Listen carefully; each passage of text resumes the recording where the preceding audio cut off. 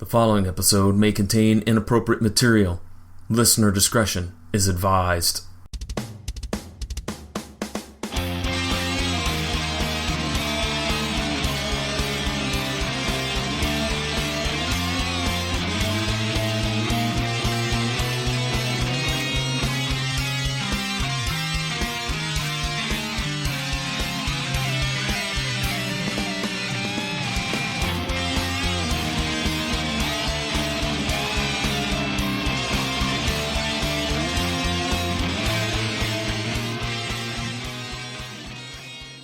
What's up, Matt Talkers and Matt Lockers? It's Jason and John with another episode of Matt Talk coming to you live from Columbus, Ohio. Send in your shout-outs and song requests at bnmattalk@gmail.com, and I will read them out in a very sensual voice just for that lucky lady or fella out there. Did you just see that I just waved when you introduced me? I don't know why I'm waving. You know me. I mean, it's not, I don't know what the heck I'm doing. Anyways, well, it is a very nice evening out. It's Thursday evening. It's pleasant out, man. I think we're finally done with all the hot, humid weather here in Ohio. At least I hope. Yeah, man. It's been, I don't know. To me, it's hot outside, but people make fun of me because, well, I keep my house at like 68 degrees, 67 degrees, nice and cool. Okay. So even if it's like 74, you're like complaining about it being hot outside? Yes. I like a nice breeze. I'm a 50-degree guy. That's my zone. And it's in the 50s. Okay. I can go as low as like 45 to 40, sometimes 40, depends on how the wind chill is. But yeah, I don't like heat. I like being cool. Because you can always warm up. When you're hot, there's only so many clothes you could take off. And, one, nobody wants to see that. And two, you can't take skin off. So I like to stick in the chill range. I like to wear a hoodie. I like hoodie weather. Okay. Well, you know what? We should probably talk real quick about something cool that happened to Matt Talk. And we need to let folks know that you and I got to be on another podcast talking about Matlock, the Retro Zest podcast, our friend Curtis there. And I say that because we've become friends. You know, he loves what we're doing here. We dig what he's doing down there in Atlanta, Georgia. Retro Zest podcast, episode 74. It is a celebration of the 35th anniversary of Matlock. And Jason and I jump on there and chat with Curtis, not only about Matlock, but also about this podcast. And we want to say thank you once again to Curtis for giving us the opportunity to come on and chat about our beloved little project here. And Jason, have you listened to it yet? I know you had about another half of it to go when I talked to you last about it. I haven't finished listening to it. He did a really good job with the editing and the facts that he added to the beginning of the episode. I just haven't had a chance to listen to it because when I listen to stuff, one, I'm usually critiquing myself, and two, I like to listen to it, so I just haven't thrown it on in the background because I want to put my attention on it. I've just been so busy. No, I got you. I understand. Same thing here. I when I'm around the house, I very, very seldom listen to a podcast because I'm moving from room to room, usually doing something. Much like you'll want to kind of focus. My podcasting habit is in the car. When I got the morning commute and the afternoon commute, that's when I listen. So I agree with you 100%. I listened to the entire episode the other day, and Curtis did a great job. Thanks again, Curtis, for having us on. We really appreciate it. So let's start off with our opening statements. All right, the name of the episode that we're going to take a look at is called The Network, and it aired December 1st, 1987. We have tons of guest stars, and they're all NBC talent from, at the time, popular and current NBC shows. We have Jason Bateman, Corbin Burnson, Betty White, Rhea Perlman, Malcolm Jamal Warner, Paul, I think it's pronounced Fosco. He was the voice of Alf. He was also on the show. I think we'll get into why they're here. I was very interested in how they were going to be utilized. When I saw the the listing on IMDb of the guest stars. I was like, I cannot wait to see, because they were all listed as playing themselves. I'm like, I want to see how they fit into this puzzle. I got a question. Was Matlock's ratings down, or is this just a random thing that they decided to do? Because I am not a fan of these random celebrity cameos in this episode. I'm just going to say it now. I just thought it distracting and didn't need to be there. It was more of a way to advertise the rest of the shows on the network, or it was a way to bring more eyes to Matlock. That's why I was wondering if the ratings were slipping or what, because it just seems random that they're all there. And I mean, you get calls from London, you get calls from California. It's great. Well, I'm going to agree with you right now. We're going to let the cat out of the bag a little bit early. I, too, was not a fan of these. I felt like they were shoehorned in for some comedy relief, but the comedy was awful. The comedy was really bad. It wasn't funny. It didn't go with what was going on in the episode. I thought that they were probably like they were using it to kind of cross promote. That's how I thought of it, because again, 87. I was trying to think. I know Cosby Show had been on the air for a while. Alf, I think, would have been a newer show. I was happy to see Alf. I can't lie. that comes at the end of the episode, so it wasn't as jarring from the story. I give the show credit because they tried something new with the format. Yes, I agree. But more on the format in a little bit. There are two people probably we should highlight real quick that are guest stars. Granville Van Dusen will be playing the role of Paul Bartel. He has been on several episodes of The Young and the Restless, judging Amy, and he is the voice of Johnny Quest in several of the Johnny Quest animated reboots. And then we have Ann Gillespie, who plays Linda Lewis. You may know her from her role as Jackie Taylor on 90210, both versions, the 90s version and the recent reboot. I've never seen 90210. Neither have I. Never watched wow. a single episode. We grew up in that era too, especially you. That was like right at your demographic. Yeah, I never watched it. Didn't care. So you did watch Saved by the Bell, right? Again, hit and miss. I didn't watch it all the time. Okay, you still watched it. I used to hate AC Slater though. Why? Because he reminded me of all the jackass football jocks that used to harass me in high school. So I can tell you one thing. If you guys want to find the Fountain of Youth, you guys need to follow Mario Lopez and Paul Rudd around, because somehow they don't age. Actually, they both look younger than they did. Mario Lopez looks younger than he did on Saved by the Bell when he was only 17 years old. So they have Dick Clark syndrome. All right, more on Miss Ann Gillespie, by the way. She also was on Star Trek Deep Space Nine as Nurse Jabara, I believe is how it's pronounced.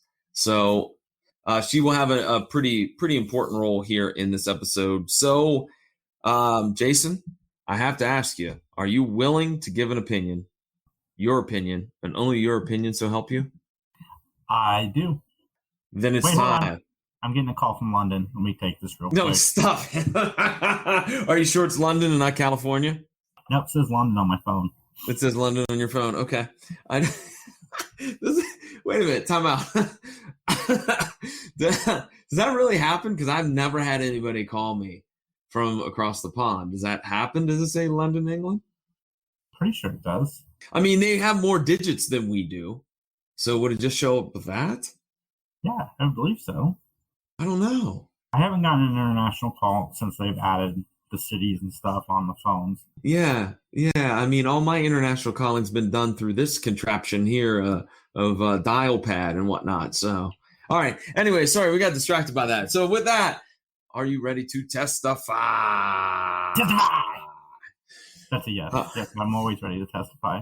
If you need an alibi and you need somebody to testify, contact Jason at benmatalk@gmail.com.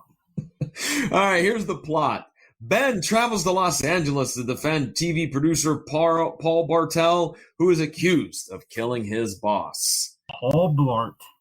Not Paul Blart. Paul Bartel. Our opening scene is the best opening scene we have ever had.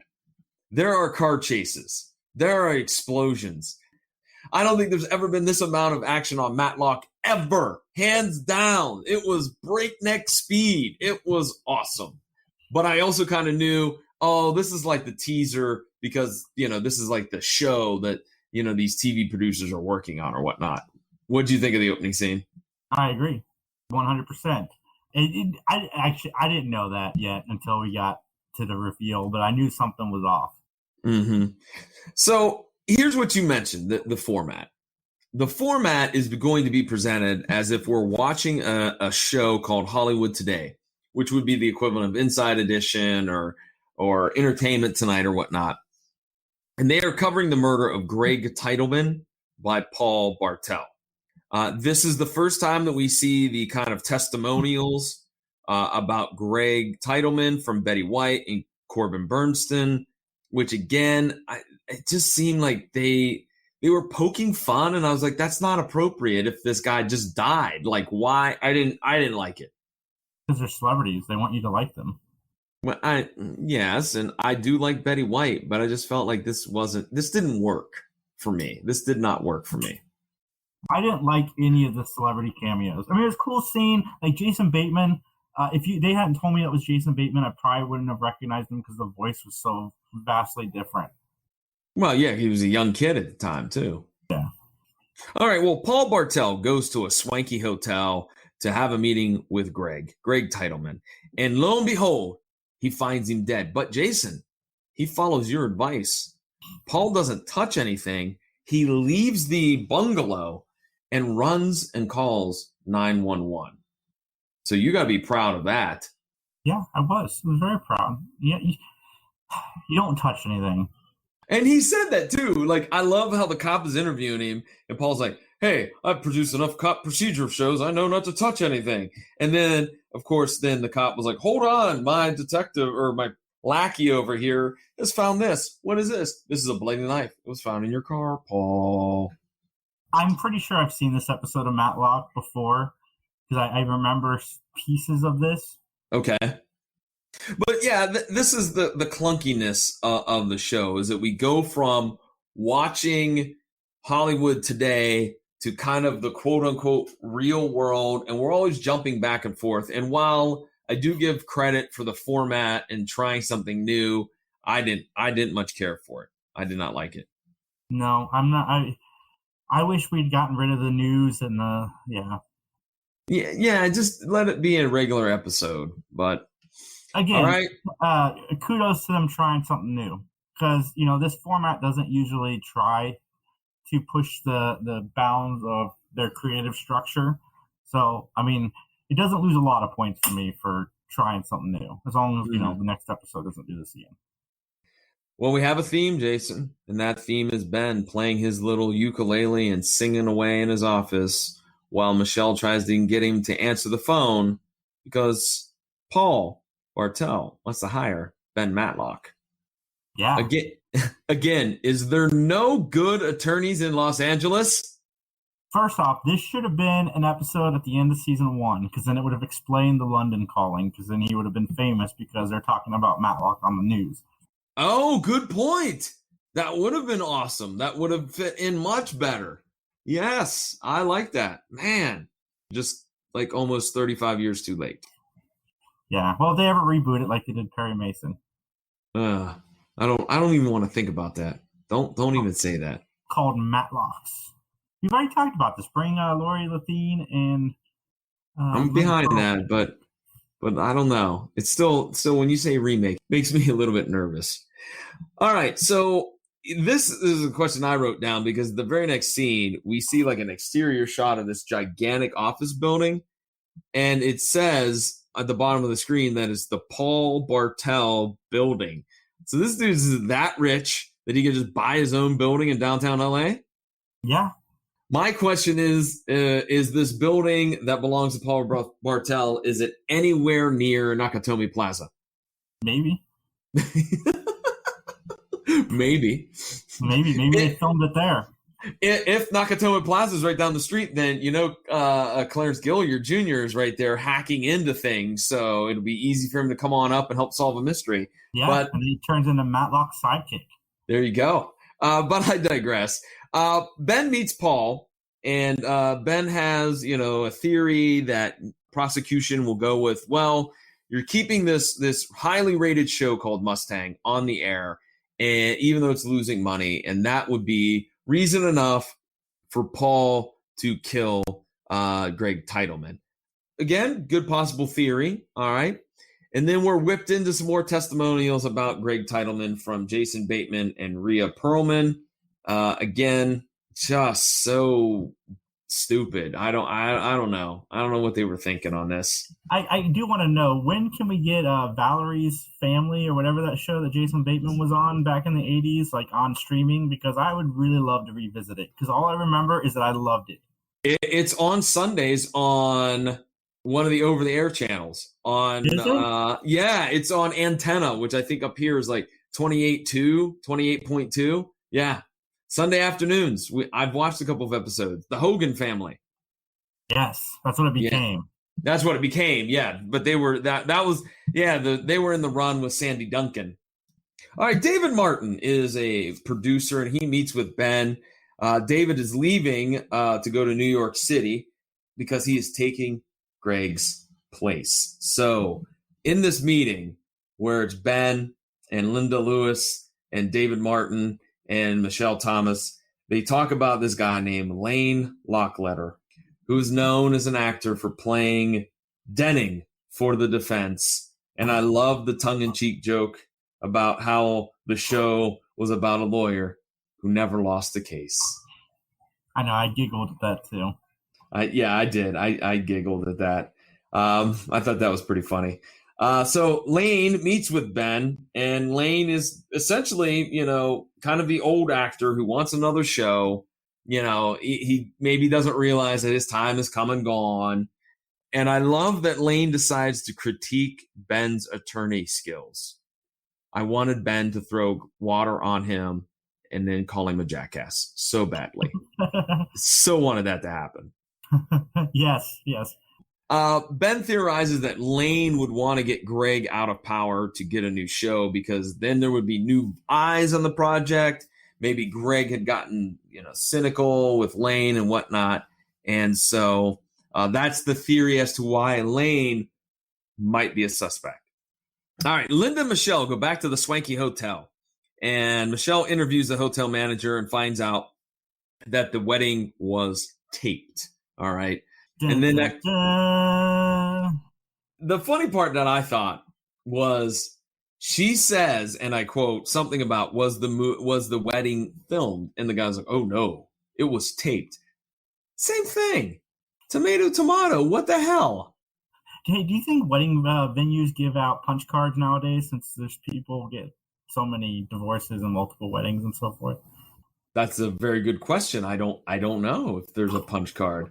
What happens if you get their seventh wedding? Is that one free? If you get seven holes punched in your card, the next one's free? It should be. That's a lot of money you spent. That is. Weddings are expensive, I hear. We now meet a very kind of swarthy character, I think, in this episode, Jordan Sanders. He is the right-hand man to studio head Larry Davis.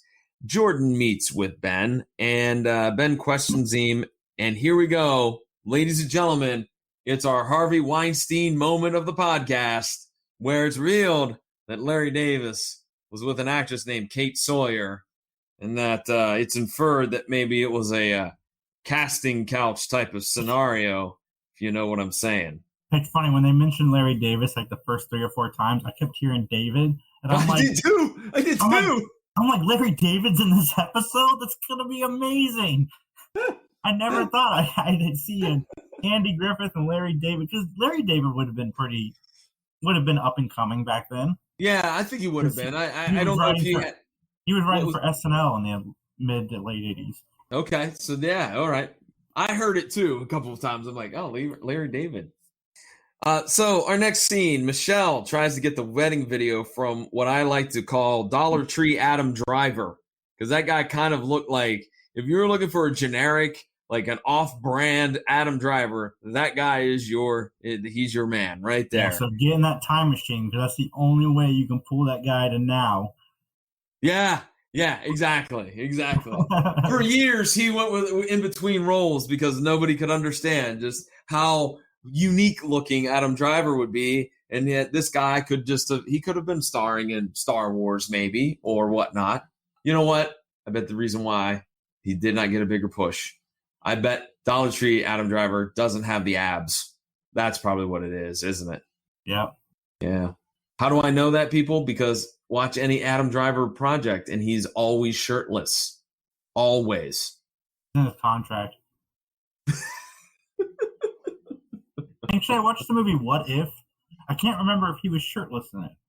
The movie What If? Yeah, it's a good movie. You should totally watch it. But wait, it's not the Marvel series that's on. No, it's got Daniel Radcliffe in the lead and Zoe something. Deschanel? Big Sick. No, she was in The Big Sick. I really like her as an actress. So I Googled her movie list and she was in What If, and I watched it. It was really good. Okay. And he keeps his shirt on? I'm pretty sure. Okay. I think what was that movie? I really, really liked it. That was Marriage Story? Man, no. I don't remember him taking his shirt off in that either. And what was that? The Marriage Story with Scarlett Johansson. See, I never saw that. one. He It's was great. I get it. Midnight Special. He was in Midnight Special, where he kept his shirt on the whole time because he was a science nerd. Nice. So, all right, let's get back. Enough about Adam Driver. This is not an Adam Driver podcast. This is a Matlock podcast. All right, so there's another woman that apparently has the tape. So Michelle runs out and then jumps in front of the car. And I'm like, I know we're going to commercial, but I think we're pretty much guaranteed that Michelle Thomas is not going to bite the bullet on this one to get run over. And lo and behold, she doesn't. But before we find that out, we have a testimonial from Malcolm Jamal Warner. I know that we can't look at this snippet with 2021 eyes. I know. But the mere fact that Malcolm says, I took some advice from Bill. And right when he said that, I was like, what advice? What advice did Bill Cosby give you? Because, good. It's about how to deal with agents. No, put the pudding with the medicine. It's the best I can do, folks. I don't do a Bill Cosby impression. Right, exactly. Like, yeah, I'm glad that it wasn't Malcolm Jamal Warner didn't tell us. He told us how to put roofies in the pudding. Yes. The pudding. Best I can do, everybody. I've spent more time than I care to admit on that impression of Bill Cosby. You've been practicing all afternoon, haven't you? Yeah, it sounds more like Biz Markie when I do it. You got what I need. Anyways. The pudding. So Linda Lewis has the tape, and she's hiding something. And so Ben, Linda, and Michelle, they argue over the tape. Ben randomly shows up, by the way. That was the other thing I forgot to mention. He just randomly shows up at this tape warehouse. Linda reveals that she thinks Larry Davis might be on the tape. And that is bad news because Larry Davis had a falling out with Greg Titleman a few days earlier. Yep. But then out of nowhere, Ben gets a phone call from Larry Davis. Ben has the most uncanny ability to get phone calls from the most bizarre people from the most bizarre places.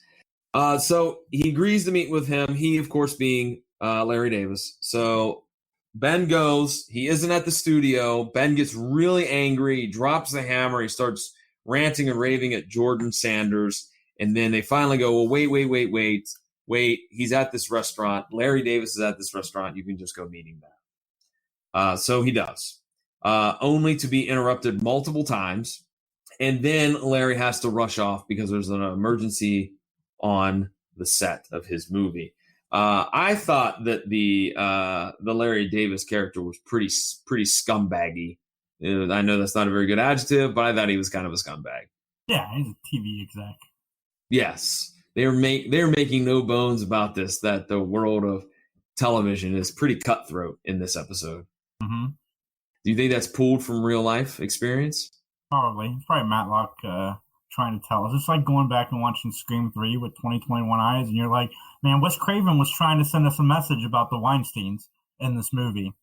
You know what? I have never rewatched the Scream sequel, so I'm going to take your word on that. I've seen them, but I don't know if I've gone back and was like, analyzing it like that. Yeah, it's in my top 5 franchises, so I've seen it a lot.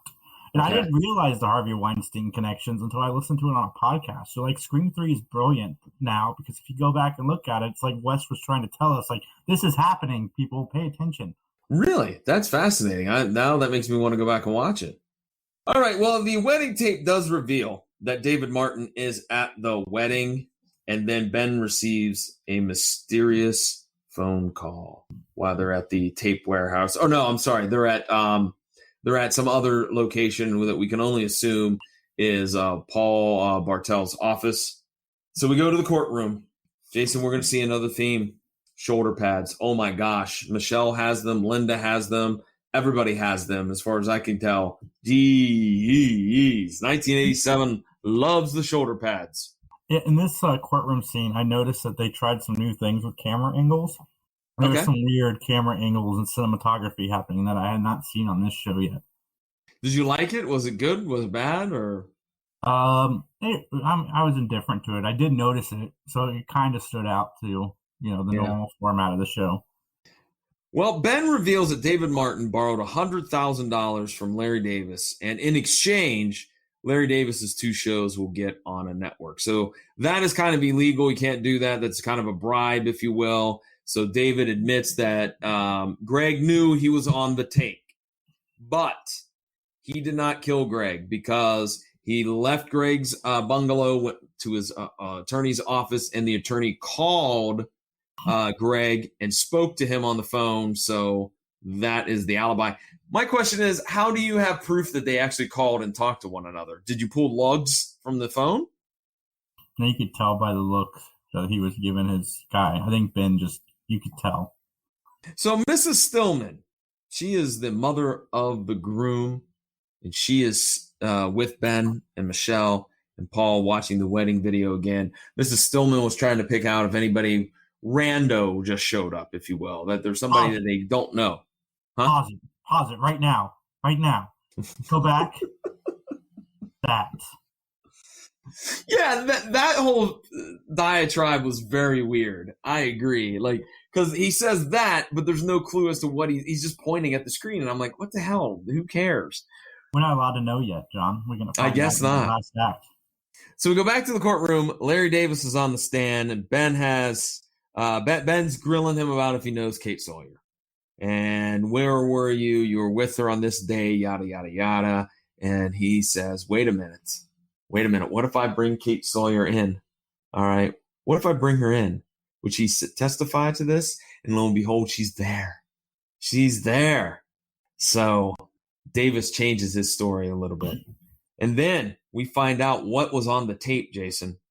It turns out that another guy taped the wedding. This is like the Zapruder film. All right. This is November 1963, people. Grassy knoll and whatnot. So this guy got footage of Larry Davis leaving the crime scene. And so they piece it together that he probably left the bungalow, went out, put the bloody knife in the car of Paul as a way to not only did he get rid of Greg, one of his rivals, but he's also going to frame Paul and get him out of the way as well. So after some deliberations, the jury finds Paul not guilty. All right. What did you think about this courtroom scene with Larry Davis? It was good. It was fine. It didn't bother me. It made sense. I thought it was all right. I think that the beginning part where Ben and Larry kind of go back and forth and bicker at each other. You know, Larry thinks he's very high on himself. He has a lot of stuff to say. So, I thought it was all right. It was typical, but I'm leaving out one thing, maybe the highlight of the show, if you must know. And what am I leaving out, you may ask? One final testimonial from everybody's favorite cat-eating space alien from Melmac, Alf. Were you a fan of Alf? I was. Okay. I watched a fair share of Alf myself. I use my boss at work really loves cats, and there's a scene on Alf where he sticks a cat between two sub buns and picks it up to eat, and I send that gift to her almost weekly. How did Alf end, by the way? I don't remember. Did it just kind of go off the air, or was there went off the air? And then they did like a movie where Alf was kidnapped by scientists. Oh, a la E.T. kind of. Yeah, which is a made-for-TV movie that probably a lot of people have forgot because I don't know if it ever aired more than once. Okay, cool. Which you can buy at Comic-Cons. You mean the special DVDs that you can buy from at Comic-Cons? I'm talking about the Alf DVD you can buy from Yeah. You're making it sound like adult special. No, this is nerd specials. Yeah, no. I meant that they're bootlegged. Oh, that's what I meant. Okay, not adult oriented. Although, let's be honest, there's probably an adult oriented film that's parodying Alf. I'm sure of that, probably. Yeah. Anyway, let's get to testifying. All right, Jason, you have any other notes? Nope. All right, then let's get to our closing statements. This is the part of the podcast, ladies and gentlemen, where Jason and I are going to rate this episode, and we're going to rate it on a gavel system. 5 gavels for an awesome episode, 1 gavel for a pretty lousy episode, and we are going to justify those ratings. So, Jason, do you want to go first? Or do you want me to go first? I'll go first. I know I gave this episode kind of a lot of crap at the beginning about the celebrity interludes and the newscasting and stuff, but honestly, besides that, I really enjoyed this episode. And season 2 is still a season that I think is just stellar compared to season 1.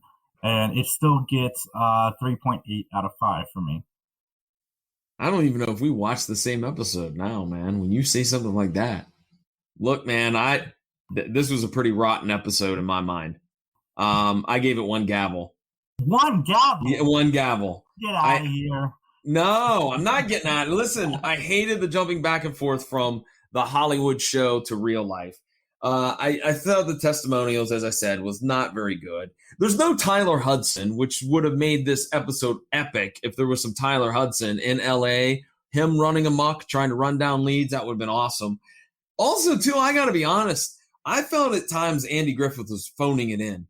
Like, there were some lines he delivered, and I'm like, you are just you don't even care. You're just phoning this in. I was hard-pressed to come up with any positives, Jason. What I wrote down as my positive was, I was curious to see how the NBC stars would fit into this episode.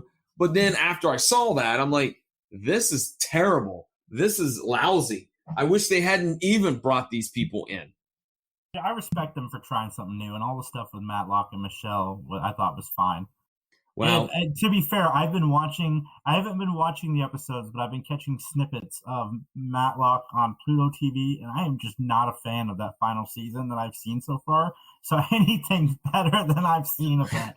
Well, the final season is rough. Yeah, when you're talking about Cliff, Billy, I think Jerry is the private investigator, and Ben. Yeah, the chemistry is not very good in that final season. I agree with you wholeheartedly on that.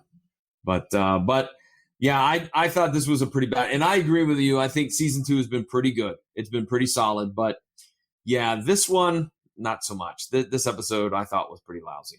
This episode was fine, everybody. Just going with mild expectations. Anywho, we got some things to talk about real quick, don't we? Yes, because this podcast is rated number 71 out of 2 million other podcasts. Wow, that's pretty impressive, sir. Very well done, man. Very, very well done. HollywoodDigest.com rated us, and we are just below the Office Ladies, even though I don't think we're better than the Office Ladies. But the Office Ladies are great, and it's got Hannity and all the normal podcasters. Joe Rogan is on the list as well. So, I mean, Joe Rogan has to be number 1, right? Yeah. He won't be for long. Well, hey, I want to talk real quick that, and I know we mentioned it on one of our quick little videos that we did last Saturday. Mattalk ended up being in the top 4 for the Columbus Podcast Awards in the TV and film category. So thank you to everybody who voted for us. We really do appreciate it. It was awesome just to be nominated, but to get to the Final Four and have a shot at bringing home some hardware, that was pretty awesome.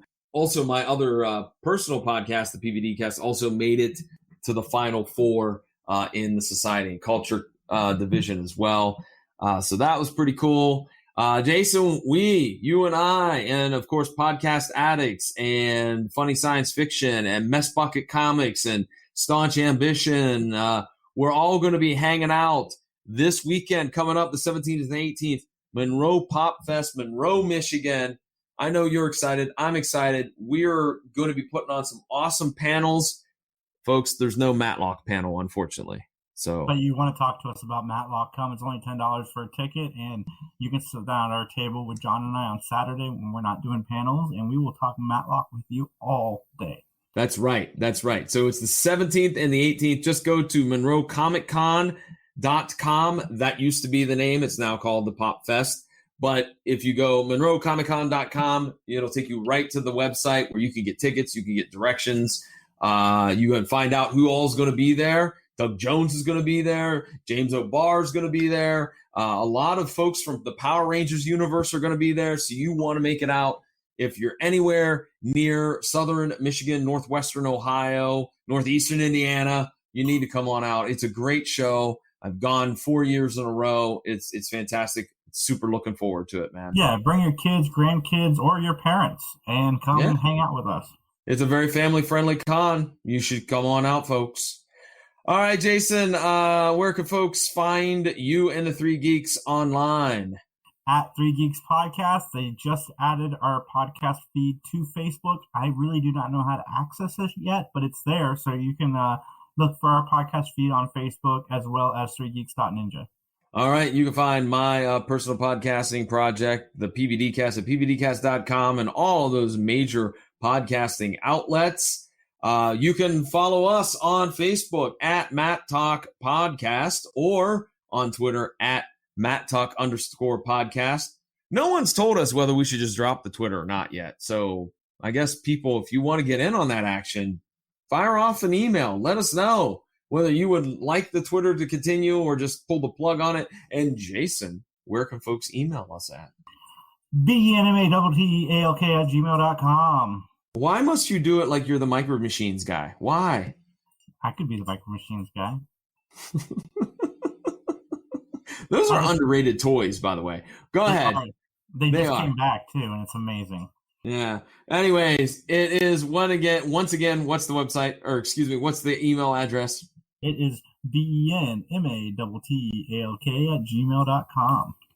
All right. With that, ladies and gentlemen, thank you for checking out the episode. And as they say in court, nothing further.